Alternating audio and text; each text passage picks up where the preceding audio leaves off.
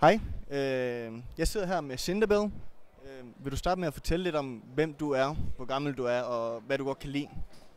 Jamen, jeg er 25 år gammel, og jeg streamer på Twitch, og det har jeg gjort i omkring et år, men det er ikke sådan, altså det er først her i det seneste halve år, jeg sådan har taget det seriøst og gjort det sådan regelmæssigt, minimum 3 gange om ugen.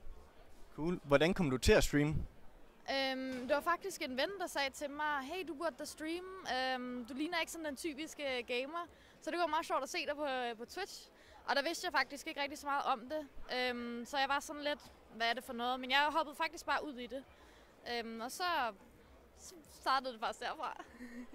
Det er jo gået rigtig godt for dig, kan man sige. Hvad kan du godt lide ved at streame? Jeg kan godt lide interaktionen mellem mig og viewers. Det er faktisk det, jeg har synes, der var allersjovest ved det. Og det er også derfor, jeg fokuserer så meget på min chat, når jeg streamer.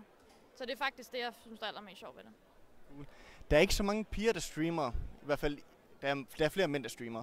Hvorfor tror du ikke, der er flere piger, der streamer? Er de bange? Tør de ikke måske? Altså, fordi det er et hårdt miljø. Altså, uanset hvilken slags pige-streamer du er, så får du smidt en masse grimme kommentarer i hovedet. Og det er uanset om man sidder med nedring, eller man ikke har nedring på, om du har make-up på, eller om du ikke har make-up på. Men man kan sige, generelt så er der jo heller ikke lige så mange piger i gamingmiljøet. Så man kan sige, det tror jeg også gør lidt. Jeg ved faktisk ikke, hvorfor der ikke er flere piger, der sådan er inde i det. Men der er jo rigtig mange, som måske bare stopper igen efter ikke så lang tid. Ja, det kan godt være rimelig hårdt. Nu modtager du også mange komplimenter, og folk, der skriver om dit udseende. Hvordan har du det med det? Altså jeg vil sige, jeg har vendet mig til det, fordi i starten, der var det jo, altså man blev eksponeret for det stille og roligt.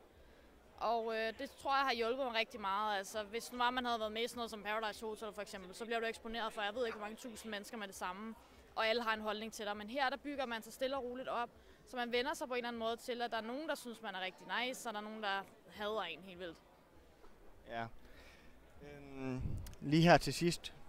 Du spiller både spil, og du snakker meget med dine fans. Hvad kan du bedst lide? Er det at spille spil, eller bare have den interaktion, du har med dine fans? Man kan sige, altså oprindeligt så startede jeg jo på Twitch, fordi jeg elsker at spille computer, og jeg spillede det, siden jeg var lille. Så jeg synes faktisk, det er en god blanding. Altså man kan sige, grunden til at streame, det er jo fordi, jeg godt kan lide interaktionen. Men grunden til at starte med at streame, det er jo fordi, jeg elsker at spille computer. Så jeg vil sige, det er en god blanding. Og nu skal du streame her ved Copenhagen Games. Ja. Kan dine fans, har du noget i ærmet til dem? Ja, man kommer til at kunne finde mig op på scenen, hvor jeg skal lave nogle CSGO-interviews med de spillere, der kommer til at være deroppe. Så. Spændende. Vi siger tak for interviewet. Selv tak.